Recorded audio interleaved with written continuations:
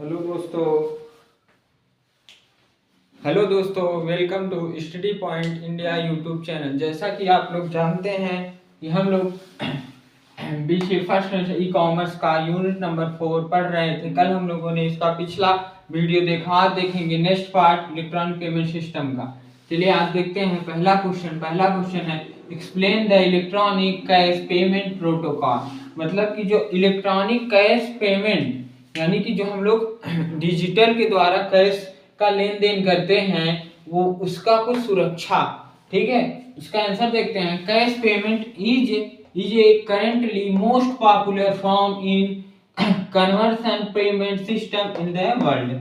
Now this time cash payment system जो होता है in currently most popular form in the conversional payment system. मतलब कि यह जो कैश पेमेंट सिस्टम है यह बहुत ज्यादा प्रसिद्ध है। क्यों? क्योंकि from in conversional payment system, payment करने के लिए इन द वर्ल्ड, पूरे संसार। मतलब मान लीजिए अगर किसी को भी पेमेंट करना हो तो वह किसके द्वारा करता है? ऑनलाइन के द्वारा। किसके द्वारा? ऑनलाइन के द्वारा, इलेक्ट्रॉनिक कैश पेमेंट के द्वारा। तो इस नाउ दिस टाइम यह बहुत फेमस है क्योंकि जितने लोग पेमेंट करते हैं सब लोग, अधिक से अधिक लोग ऑनलाइन पेमेंट ही करते हैं, इसलिए यह बहुत प्रसिद्ध है इस समय। ठीक है, अब फिर देखते हैं फिर इसके अंदर कुछ क्या आता है? सिक्योरिटी। इसकी सिक्योरिटी क्या होती है? Ensure the security of transaction and information privacy of users. हम लोग देखते हैं कुछ प्रोटोकॉल, इलेक्ट्रॉनिक कैश पेमेंट का कुछ प्रोटोकॉल। ठीक है, प्रोटोकॉल में पहला है सिक्योरिटी। हमको क्या सुरक्षा रखना चाहिए इलेक्ट्रॉनिक कैश पेमेंट में? सिक्योरिटी हम लोग को रखना चाहिए। Ensure the security of transaction, मतलब हम लोग को ध्यान रखना चाहिए, सुरक्षा रखना चाहिए किसका? जब हम लोग ट्रांजैक्शन कर रहे हो। And the information privacy of user, मतलब कि इंफॉर्मेशन जो कि मान लीजिए जब कोई कस्टमर किसी बायर किसी सेलर को पैसे पेमेंट कर रहा है तो उसकी वह ट्रांजैक्शन हिस्ट्री और उसके कुछ इंफॉर्मेशन को प्राइवेसी रखता है। प्राइवेसी ऑफ यूजर, प्राइवेसी रखना यह किसका काम है? इलेक्ट्रॉनिक कैश पेमेंट का। किसके अंतर्गत? प्रोटोकॉल के अंदर। इलेक्ट्रॉनिक कैश प्रोटोकॉल के अंतर्गत आता है किसी भी यूजर का आप ट्रांजैक्शन हिस्ट्री एवं इंफॉर्मेशन आप उसके प्राइवेट रखें, यानी किसी को दूसरे को शेयर ना करें। मतलब कि किसी का भी ट्रांजैक्शन और इंफॉर्मेशन ऑफ यूजर्स का ट्रांजैक्शन और इंफॉर्मेशन सुरक्षित रहे। ठीक है, सिक्योरिटी मतलब सुरक्षित रहे, अच्छे से सुरक्षित रहे। यह किसके अंतर्गत आता है? इलेक्ट्रॉनिक कैश पेमेंट प्रोटोकॉल के अंदर। नेक्स्ट है स्केलेबिलिटी। स्केलेबिलिटी माने होता है a large number of customers and concurrent transaction should be handle in scalable manner. ध्यान दीजिए, इसका मतलब क्या होता है?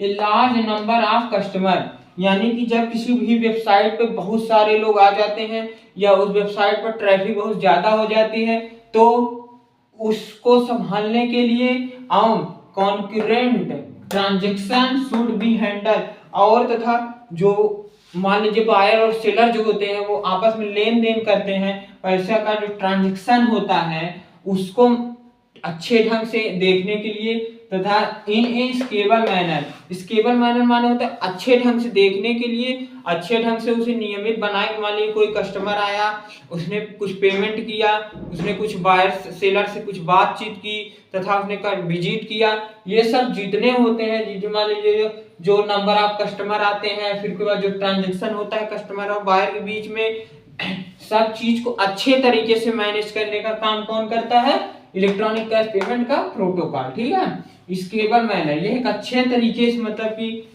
इसका काम क्या होता है? एक अच्छे तरीके से कस्टमर को संभालना तथा कस्टमर के द्वारा पेमेंट लेन देन अच्छे से हो सके, पेमेंट अच्छे से हो सके, ट्रांजैक्शन अच्छे से हो सके, वह भी एक स्केलेबल मैनर में अच्छे ढंग से देखता है। ठीक है, फिर है सिंपल एंड लास्ट कॉस्ट। मतलब कि क्या होता है? Payment system must provide customer simple and lost cost transparent transaction. Payment system जो होता है मस्ट, जो इलेक्ट्रॉनिक कैश पेमेंट सिस्टम होता है वो क्या मस्ट प्रोवाइड, वो प्रोवाइड करता है to customer simple and lost cost. मतलब कि अपने कस्टमर को कि वह अच्छे से आसान तरीके से कि पेमेंट मतलब कोई सामान खरीद लें, उसके बाद वह ऑनलाइन ट्रांजैक्शन कर सकें, ऑनलाइन पेमेंट कर सकें। और इसके बाद लॉस्ट कॉस्ट ट्रांसपेरेंट ट्रांजैक्शन, मतलब कि जो ट्रांजैक्शन होते हैं बायर और सेलर के बीच में या किसी भी एक व्यक्ति का दूसरे व्यक्ति के बीच में, तो वह ट्रांसपेरेंट ट्रांजैक्शन, मतलब कि ट्रांसपेरेंट मतलब कि एक अच्छा खासा मतलब पारदर्शक ट्रांजैक्शन होता है। मान लीजिए कि जितना पैसा कस्टमर ने भेजा सेलर को, उतना पैसा कस्टमर सेलर को दिख जाएगा कि हमारे पास इतना पैसा कस्टमर ने भेजा है। ठीक है, तो ये जो पेमेंट होता है इसको हम लोग कहते हैं ट्रांसपेरेंट ट्रांजैक्शन, मतलब कि जो पेमेंट होता है वो पारदर्शिता होता है। पारदर्शिता होने से क्या होता है कि जो सेलर ने बायर को मतलब जो बायर ने सेलर को पेमेंट किया है तथा जो बायर के पास पेमेंट आया है, सेलर का जो पेमेंट बायर के पास आया, दोनों का ट्रांजैक्शन हिस्ट्री, दोनों के पेमेंट रिसीप्ट सुरक्षित रहता है। इसी को हम लोग कहते हैं ट्रांसपेरेंट ट्रांजैक्शन। ठीक है, तो यह भी अच्छे तरीके से मैनेज होता है। ठीक है, अब नेक्स्ट है e cash. E cash means electronic cash. Electronic cash secure electronic cash be used to support online trading. ध्यान दीजिएगा, जो ई इलेक्ट्रॉनिक कैश जो होता है इसका प्रयोग कहाँ आजकल किया जाता है?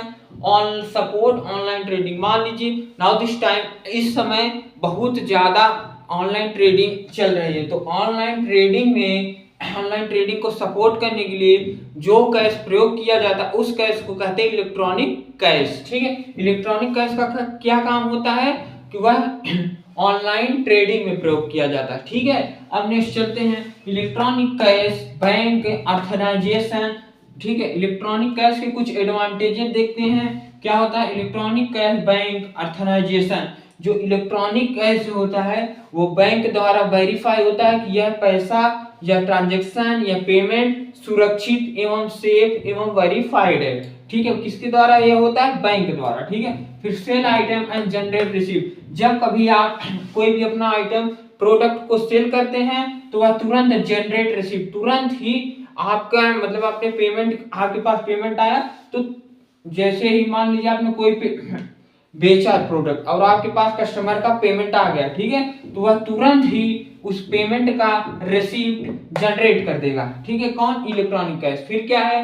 Manage and maintain. Manage and maintain मतलब वह आपके इलेक्ट्रॉनिक कैश पेमेंट जो होता है, इलेक्ट्रॉनिक पेमेंट जो होता है, जो ये इलेक्ट्रॉनिक कैश होता है वो इलेक्ट्रॉनिक कैश पेमेंट में होने वाले सभी पेमेंट, सभी ट्रांजैक्शन को सुरक्षित रखता है एवं मैनेज करता है तथा उसे मेंटेन रखता है तथा समय समय उसकी जांच करता है तथा उसे अच्छे से मेंटेन रखता है कि कहीं कोई गड़बड़ी ना हो। ठीक है, फिर नेक्स्ट चलते हैं। नेक्स्ट क्वेश्चन है explain the security issues of electronic payment system. Electronic payment system में कुछ सिक्योरिटी यानी सुरक्षा में इशू, सुरक्षा में चूक, मतलब सुरक्षा के कुछ कारण, इशू मतलब आप समझ रहे सुरक्षा के कुछ कारण। ठीक है, फिर इसका आंसर देखते हैं। The underlying model of an electronic payment system consist of three pairs bank. Three pair मतलब जो इलेक्ट्रॉनिक पेमेंट सिस्टम होता है, ध्यान दीजिए, जो इलेक्ट्रॉनिक पेमेंट सिस्टम होता है वो तीन प्रकार से किया जाता है, मतलब इसमें तीन लोग इंक्लूड रहते हैं। इलेक्ट्रॉनिक पेमेंट सिस्टम में तीन लोग इंक्लूड रहते हैं, इन्हीं तीन लोगों के द्वारा ट्रांजैक्शन किया जाता है, मतलब कि पैसे का लेन देन किया जाता है। ये तीन लोग कौन है? Three parents. फर्स्ट है ए बैंक, दूसरा एक कस्टमर, एक शॉप, ये शॉप विड्रॉल। मतलब कि तीन लोग कौन होंगे? पहले एक बैंक होगा, फिर एक कस्टमर होगा, फिर एक शॉप होगा। ठीक है, जो शॉप को कौन चलाता है? बायर। ठीक है, तो तीन लोग कौन हुए? एक बैंक होगा, एक कस्टमर हो गए, एक शॉप होगा। इन्हीं तीन लोगों की प्रोसेस के जरिए, आपस में लेन देन के जरिए, मतलब कि एक कस्टमर जो होता है वह सबसे पहले शॉप पे जाएगा, कुछ प्रोडक्ट को देखेगा, उसके बाद कुछ प्रोडक्ट को बाय करेगा तथा उस प्रोडक्ट को बाय करने के बाद पैसे को पेमेंट करेगा। किसके थ्रू? बैंक के थ्रू। ठीक है, अपने बैंक के थ्रू किसी दूसरे के बैंक में वह पैसा पेमेंट करता है। ठीक है, फिर क्या है? Withdrawal involving the bank. Withdrawal involving the bank, वह जो कस्टमर होता है विड्रॉल करता है, इन्वॉल्विंग द बैंक, बैंक दूसरे किसी मतलब कि अपने बैंक से पैसा ले करके किसी दूसरे के बैंक में वो पैसा डालता है। क्यों? क्योंकि उसने कुछ प्रोडक्ट खरीदा है, ठीक है। And the customer payment involving the payment, ध्यान दीजिएगा, and the customer payment involving the customer, ठीक है, and the shop and deposit involving the shop, deposit involving the, जो कस्टमर होता है, ध्यान दीजिएगा, पेमेंट यहाँ से थी, पेमेंट इन्वॉल्विंग द कस्टमर, इसमें इस पेमेंट में कौन कौन इन्वॉल्व है? कस्टमर। सबसे पहले तो कस्टमर इन्वॉल्व है, फिर कौन इन्वॉल्व है? And the shop, shop involve है, and deposit involving the shop, फिर उसके बाद शॉपकीपर इन्वॉल्व है, मतलब कि जो सामान बेच रहा है वो इन्वॉल्व है, एंड द बैंक, और बैंक इन्वॉल्व, मतलब कि जो इलेक्ट्रॉनिक पेमेंट सिस्टम होता है इसमें 3 लोग इन्वॉल्व होते हैं, कस्टमर, बायर, कस्टमर, उसके बाद ए शॉप एंड ए बैंक, ठीक है। ये 3 लोग आपस में देखना नहीं, बायर तो कोई सामान खरीदता है, किसके पास जाएगा? वो सेलर के पास जाएगा, तो सेलर को वह पैसा पेमेंट करेगा, जब सेलर को पैसा पेमेंट करेगा तो सेलर उसको कुछ सामान देगा, और ये जो पैसा पेमेंट करेगा वह किसी न किसी बैंक अकाउंट में, मतलब अपने बैंक अकाउंट से किसी दूसरे के बैंक अकाउंट में किया, तो मतलब कि 3 लोग हो गए ना, एक कस्टमर, एक शॉप एंड ए बैंक, ठीक है। चलिए फिर नेक्स्ट चलते हैं, क्या नेक्स्ट क्या है? Deposit involving in shop in the bank, फिर क्या है? It allow to combine pairs, ध्यान दीजिएगा, फिर क्या है? इट अलाउ टू कंबाइन, या अलाउ मतलब कि ये अलाउ करता है to combine pairs anonymity with the user security requirement like मतलब कि ध्यान दीजिएगा, it allows, यह आज्ञा देता है, क्या कहता है? टू कंबाइन पेयर्स, कि मतलब जो पे करते रहे हैं वो एक साथ 2 पेमेंट कर सकते हैं, ठीक है। To combine pairs anonymity with the user security requirement, मान लीजिए यूजर को कोई सिक्योरिटी रिक्वायरमेंट, यूजर जो होता है मतलब कि जो यूजर, मान लीजिए जो बैंक जो इलेक्ट्रॉनिक पेमेंट सिस्टम को यूज कर रहा है वो यूजर, तो जो यूजर है उसको सुरक्षा कौन रिक्वायरमेंट सिक्योरिटी, उसको मान लीजिए वो पैसे को पेमेंट कर रहा है तो उसको अपने जो उसका मन किसी को पेमेंट कर रहा है तो उसको क्या लगेगा? उसको यूजर सिक्योरिटी रिक्वायरमेंट, उसको किसी सिक्योरिटी की रिक्वायरमेंट, मतलब कि उसको सुरक्षा की जरूरत है कि कहीं हमारा पैसा हम किसी दूसरे को गलती से किसी दूसरे को ना चला जाए, या हमारा पैसा कोई ले ना ले, या कोई मोबाइल हैक ना कर ले, कोई बैंक अकाउंट में हैक ना कर ले। ये इसलिए इस डर के कारण को एक सुरक्षा की जरूरत होती है, लाइक प्रोटेक्शन की तरह, जैसे कि प्रोटेक्शन किसी वस्तु को सुरक्षित करता है, उसी प्रोटेक्शन की तरह ही एक यूजर को अपने मतलब कि बैंक अकाउंट के ट्रांजैक्शन के लिए एक सिक्योरिटी की आवश्यकता होती है, ठीक है। फिर नेक्स्ट चलते हैं, फिर क्या है? अगेन लॉस और थेफ्ट, अगेन लॉस्ट और थ्रिफ्ट द मनी, क्योंकि जो कस्टमर होता है, कस्टमर को डर लगा रहता है कि कहीं हमारे बैंक अकाउंट से कोई पैसा चुरा ना ले, या कहीं बैंक अकाउंट गायब ना हो जाए, या कुछ गलती ना हो जाए कि हमारा पैसा कोई ले ले या चुरा ले, या कोई दिक्कत हो जाए, इसलिए उसको एक सुरक्षा की आवश्यकता होती है। फॉर जनरली टू ओवरड्राफ्ट, ठीक है, फॉर जनरली एंड ओवरड्राफ्ट, मतलब कि कोई पैसा या गलती से, ये भी हो सकता है कभी कभी गलती से लोग किसी दूसरे में पैसा ट्रांजैक्शन कर दें, इसी सब किसी दूसरे में पैसा ट्रांजैक्शन कर देते तो पुनः वह पैसा फिर वापस जल्दी नहीं मिलता। इसी डर की वजह से यूजर सोचता है कि हमको एक सुरक्षा चाहिए कि हमारा पैसा कहीं जाए ना, कोई ले ना, कोई चुराए ना, ठीक है। फिर क्या है? It is efficient and can be effective managed in particular the size of database that has maintained reasonable, ठीक है। इसका मतलब समझते हैं, it is efficient and can be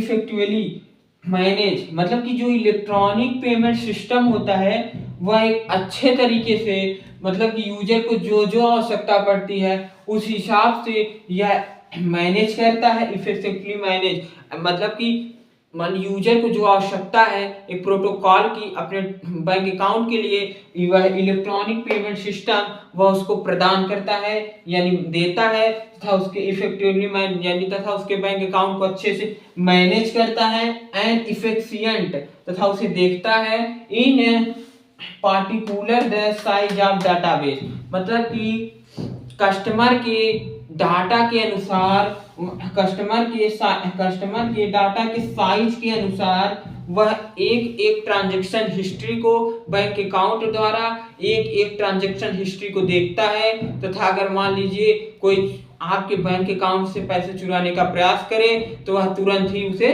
रोक देता है और आपको सुरक्षा प्रदान करता है, तथा आपके पास एक मैसेज पहुंच जाता है कि किसी ने आपके बैंक अकाउंट से छेड़छाड़ करने का प्रयास किया है। ठीक है, तो यह सब बचाता है। और फिर क्या है, दैट हैज मेंटेन रीजनेबल, और आपके बैंक अकाउंट को अच्छे से मेंटेन भी करता है। कौन?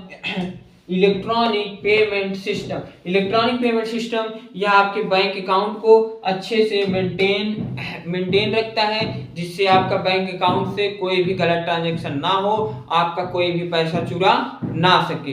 तो ठीक है, तो ये सब है कि इलेक्ट्रॉनिक सिक्योरिटी इश्यूज में इतना है। और फिर ये अगर आपको कुछ और पूछना हो तो बताइएगा। तो आज के लिए इम्पोर्टेंट 2 क्वेश्चन केवल इतना ही था। फिर हम कल मिलेंगे नेक्स्ट वीडियो में। फिर अब हम आज के लिए तो इतना बहुत है, फिर हम कल मिलेंगे नेक्स्ट वीडियो में। तो नेक्स्ट वीडियो में हम देखेंगे कुछ और इम्पोर्टेंट क्वेश्चन, जैसे इसमें कुछ 2-3 इम्पोर्टेंट क्वेश्चन भी और बचे हैं, तो हम उसको भी करा के इस यूनिट को खत्म कर देंगे बस। तो आज के लिए 2 क्वेश्चन बहुत है।